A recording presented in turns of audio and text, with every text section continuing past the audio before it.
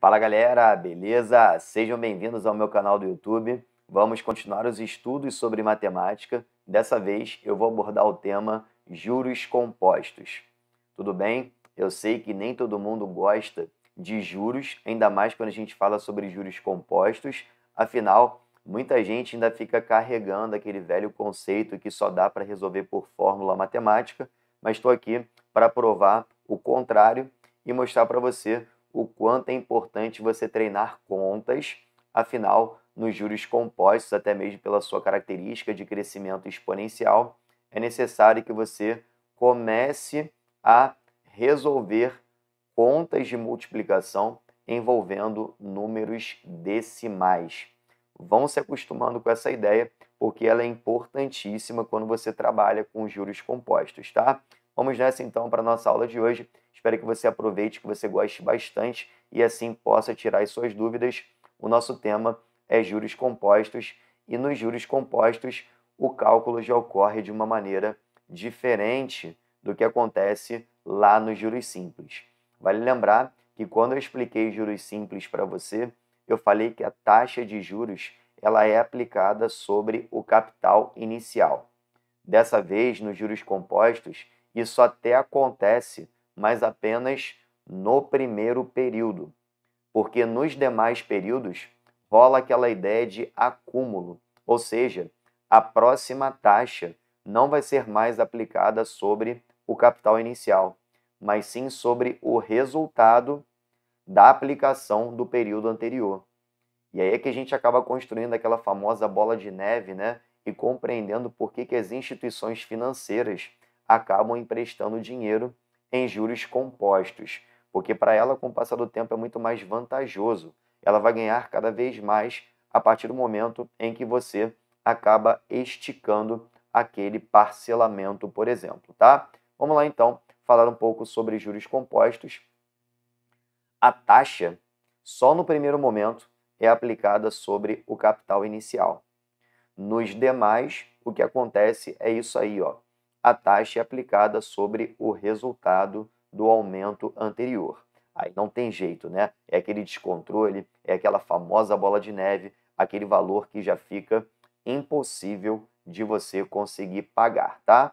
Bem, nos juros compostos, existe uma fórmula que eu uso, que é a fórmula que acredito eu que praticamente todos usem também, embora, como eu disse, você não é obrigado a fazer por fórmula matemática.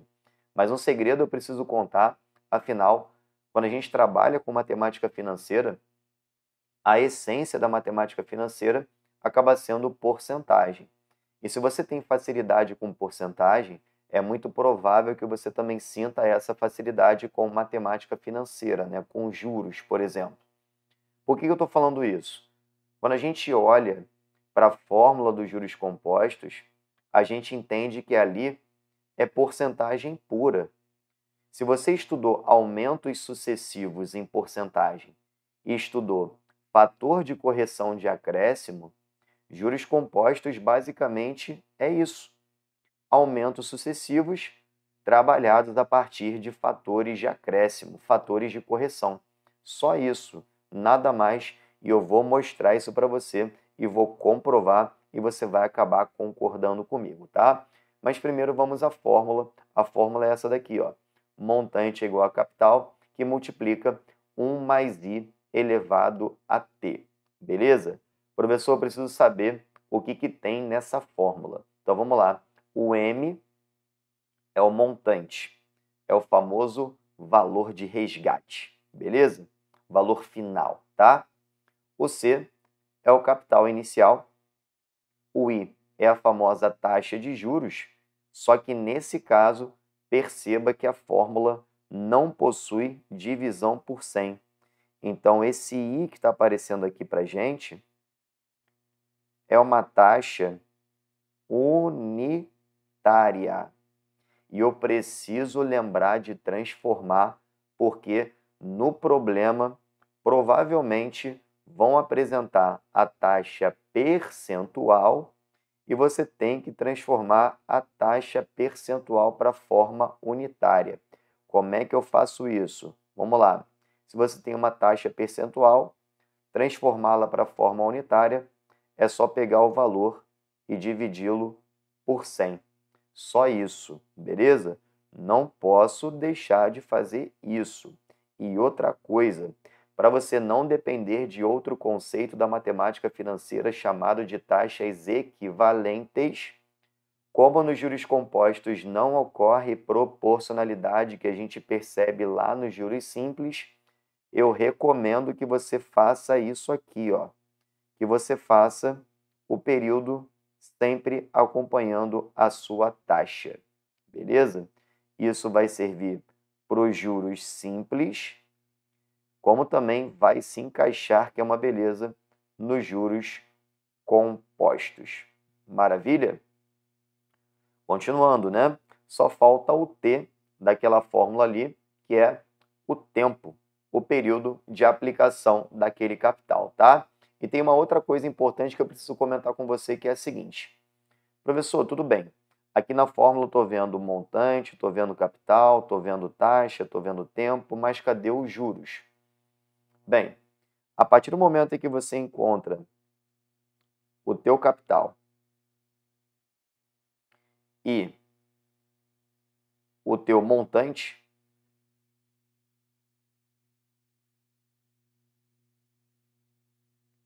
a diferença entre eles é justamente o valor dos juros.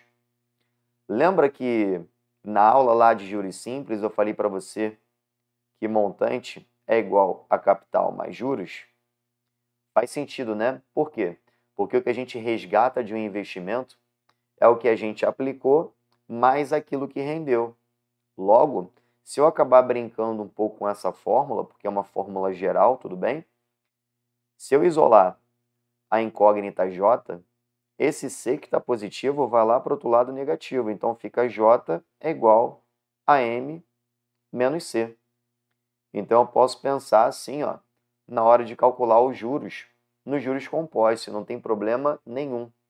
O rendimento que eu obtenho de uma aplicação nada mais é do que o valor que eu resgataria menos o capital que eu investi.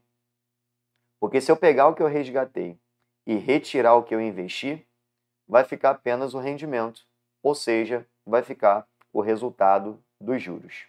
Beleza? Tranquilo?